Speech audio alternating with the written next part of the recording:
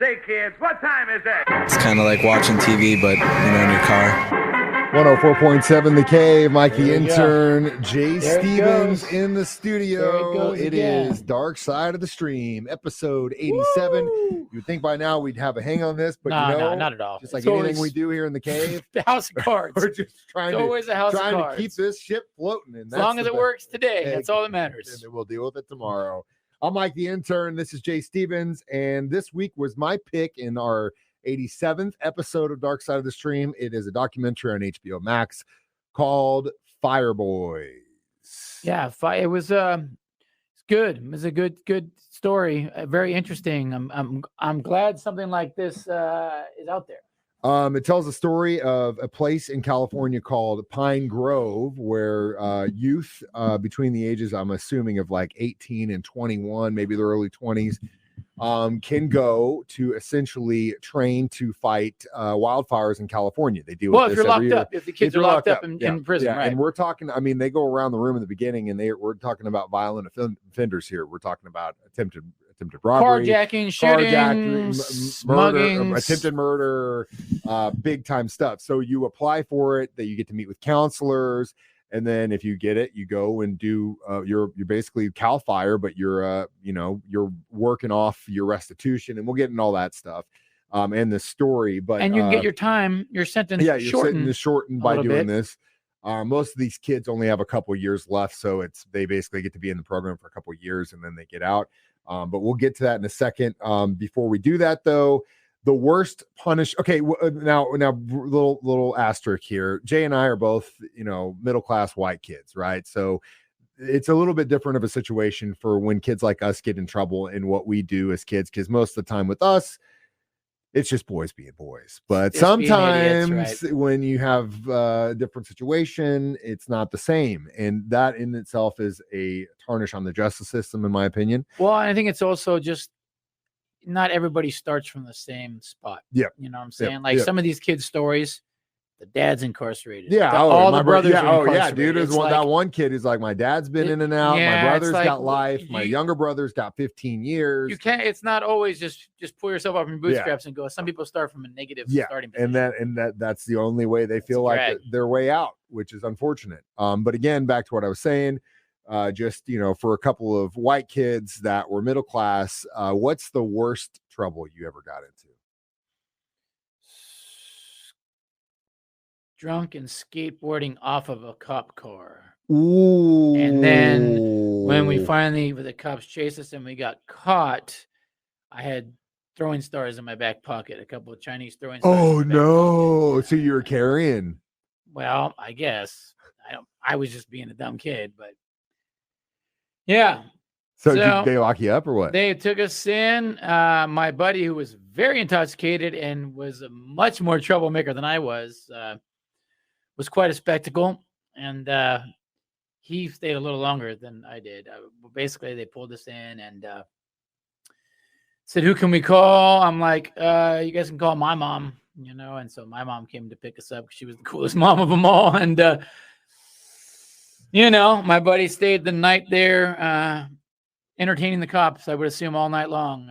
He had a hard run. Oh, man. He was trying to fight them all. Where's he? Oh, really? Oh, yeah. We were talking high school right here? High school. Going into 10th grade, I think somewhere around that range. Summertime, yeah. Damn, in LA. Damn. Yeah, we thought they took our friends, so we thought we decided to jump on the cop cars and skateboard off the top and flip them off. And not a good idea. And then run. And then they were faster than us. Yeah, even on skateboards. Terrible, I was a super good kid, but yeah, that was the worst thing for sure. Define super good. Any trouble? Just kidding. No fights ever. No trouble. Just I was a chill kid, except for that incident, night, that fateful 4th of July night. The only time, my turn. We were going to see Radiohead in Colorado. Got popped on I-70. A little bit less than an ounce of marijuana. I went to jail for the night. Woke up the next day. My buddy we were seniors. I just turned 18, so I went to jail. He went to juvie because he was 2 weeks shy of being 18. So he had to wait for his grandparents to drive all the way to the middle of Kansas, Waukene, Kansas, stand up is where it happened. And I went to jail, got released, didn't know where he was, didn't know where the car was, figured he was in trouble. I was going to have to go back home. So what did I do?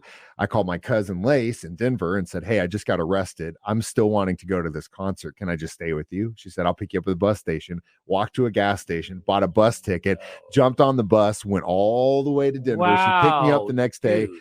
partied with her and her girlfriends all week, saw Radiohead at Red Rocks, got on the bus, went back home. Now, the jail portion, it wasn't great, but I was more mad about how the whole thing went down because it was stupid. And it was actually a legal search and seizure.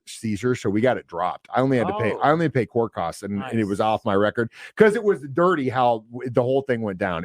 We weren't doing anything wrong. Of course, we had that. It's legal now. It is what it is. It wasn't legal then, whatever. It is what it is. We weren't doing anything wrong. We really had no reason to be pulled over in the first place. That's a whole nother story I'm not going to get into. But what I am going to say is the punishment that I got out of that was having to sit on a Greyhound bus sold out from Denver to Kansas City. That was the worst thing. That was the worst punishment. That was worse than going to jail. Oh, yeah. Well, there you go. Horrible. You served your time. It was a 24-hour bus ride, and it was awful. Well, that's diehard. You should like email Radiohead and tell them about the story. That's diehard fan, bro. They know me by now. I've seen them 7 times, but yeah, that's diehard fan, bro. Anyway, those are light sentences compared to what these guys got, and we'll talk more about that next. Dark Side of the Stream on 104.7 The Cave. Mike the Intern, Jay Stevens back in the studio. Dark Side of the Stream, episode 87, discussing Fireboys on HBO. So we've come clean on our worst offenses and the time we spent in the slammer. You know, these kids though, it's good. It gives them an option. It gives them some form of light at the end of the tunnel, which sometimes that's all somebody needs, man. So it starts with basically 2 stories. You've got the kid who is about ready to graduate from the program. He'd become a captain. They called him the first man. And he did a really good job. It seemed like it blows my mind that spoiler alert, if at the end of this kid, he should be able to just go get a job with the fire department. His ass off. The guy said he did a great job there. And his captain was like, out of years and years and hundreds of kids, there's one kid that I would stick my neck out for, and that's this kid. And they tried everything they could to get him in Cal Fire, but because he had a violent offense felony, they wouldn't let him in. You were talking about a state that literally is burning every year that needs guys like this. You got this guy who's willing to work hard for $1, man. After they were towards the end of the documentary, they were talking to him on the phone, and he was working security, making ends meet. And he goes, I would give up everything I have right now and go back to making $1 an hour to go back and fight fires. Yeah. And the state of California says, sorry, that's on your record. They need to work that. Needs to be changed. They need to work that. If the kids go through that program, they should literally be put into jobs right when they if they show that they had done right. If they're doing a good job and they've turned their life around. Now, granted, they did have another guy who had gone through the program and was actually currently working Cal Fire. And he showed a lot of these kids what they could do to go into it. Force department. And so he, again, with the other dude who couldn't get in, it was also on him too, because he had been in prison for like 4 years. He didn't want to leave his family, and they had jobs available for him. Have some jobs he just had to move, and he didn't want to do it. So he should have. Yeah, he should have bought. The mentality of I don't want to work. I'd work for $1 a day if I could work here, but I don't want to drive 2 hours away to work. That was kind of, I get it. I feel bad for you, Chewy, but at the same time, it's like, dude, if you really want it that bad, you're going to be driving home every weekend to see your family. That's some hard work these kids are doing, man. Dude. Right? Digging that dirt, hiking with all your right equipment, alongside fire the flames, like the heat. Dude, those hikes are brutal with just packs on your back, let alone fire gear. But they did it, and they risked their lives for it. And we'll talk about how much they actually get paid to do it next. Dark Side of the Stream on 104.7.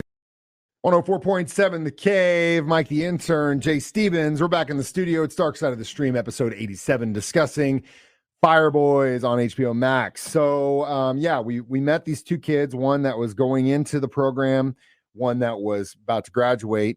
And it was interesting at the beginning because with the kids going in, they show them what they're going to have to do. You get them training. They're like dying, running laps, all this stuff. They're not used to that. but it's the trainer's job to get them ready to go fight fires. And if they're not prepared physically, they're going to die. It's a fact. And they don't mess around. I mean, this is a privilege to go do this. And they got 2 kids at the beginning that go in, and they're training them and they're doing the CPR stuff. And one of the kids gets mad and a bad attitude because she makes him do it again, and he cops an attitude. And that it wasn't a big deal. He just goes, "You want me to do this again?" He kind of had a crappy attitude, but he did, and the other guys could see it too, and you could see it in their eyes when he was talking to them. Like they're like, "Dude, shut up, bro. Just keep your mouth shut and do what you're told if you want to be here." Nope. He was gone by the end of the day. They don't mess around. They kicked his butt back to the correctional facility, and that was it. No question. But then they stayed on with this dude, and he busted his butt. And by the end of the documentary, he was a chainsaw guy. He became the first man, right? Yeah. And so he was basically going down the path and doing what he needed to do. So it's a really good tale of redemption. And again, you're giving these kids an opportunity to do something with their life that they can feel some sort of purpose. For a lot of the times, these kids, the reason they get into what and they're rather doing than staying in a little cell, they're in a pretty chill environment. Yeah, I mean, it's just like a camp, like a summer camp good type food. place. Better food, right? That burrito that they made, that massive huge burrito, right? I would definitely. They threw everything inside, and I was like, "What is this?" And then I'm like, "Okay, I bet that's probably pretty good, actually." I know it macaroni and cheese, flaming Cheetos, like everything inside that burrito. But when you are sentenced to a crime like carjacking or attempted burglary or whatever, sometimes you have to pay what's called restitution, and it's a lot of money in some cases, thousands and $20,000. A lot of money. Yeah. And you're all. And some people probably think, well, how the hell is this guy going to pay $30,000, $50,000 in restitution? Yeah, they usually don't. Well, if they're in the justice system, they will, because they'll get a job. Whether that's making license plates or, in this case, fighting fires, you get paid a wage, but it's not like minimum wage. And in this case, these kids, they get paid $1 an hour to go fight fires, and that goes towards their restitution. They get some of it back so that they can buy flaming hot Cheetos and make giant burritos. And a lot of times, they go half to restitution, half to them, and then they're getting $1 an hour no matter what they're doing. If they're doing the cleanup work on the side of the road, but if they fight a fire, for each time you fight a fire, you'd get 8 days credited off your sentence.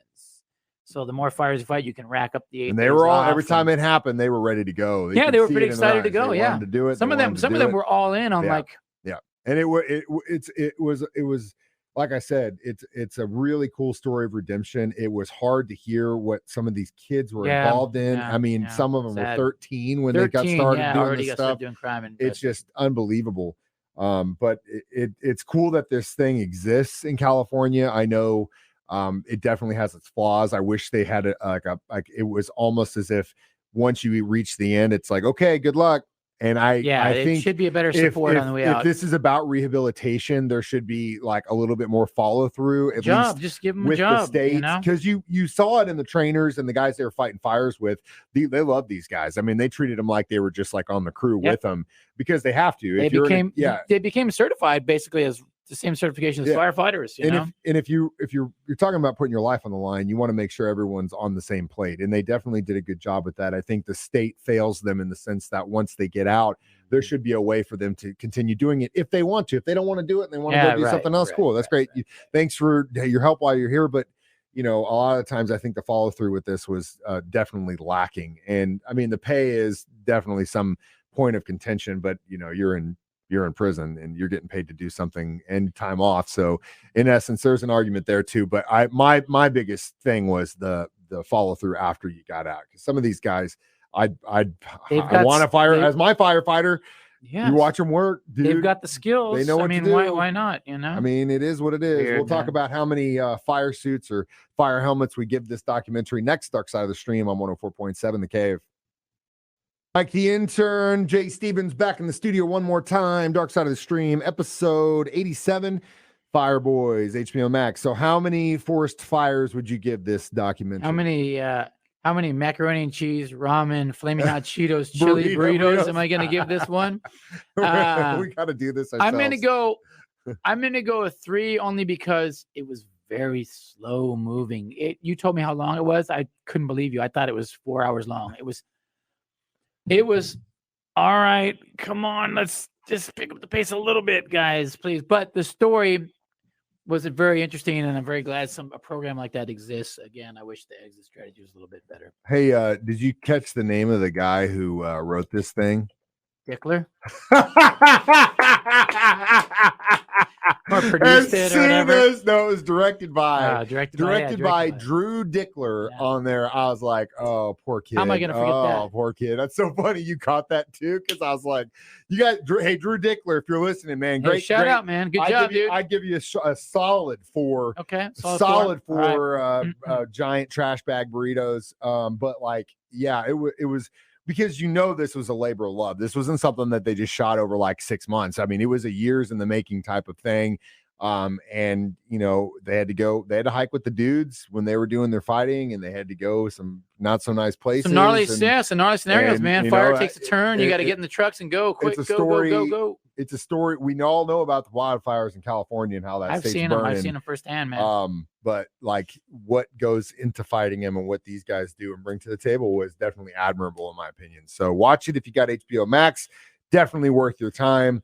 And Jay's turn is next for Dark Side of the Stream. What are we listening to? Or what are we watching? Excuse me. I was gonna go with something new, and I decided to go with a throwback because I just happened to see the title written down somewhere recently. We're going down an avenue we've never gone down, and it's a wacky street. It's on Hulu. Wrinkles the Clown.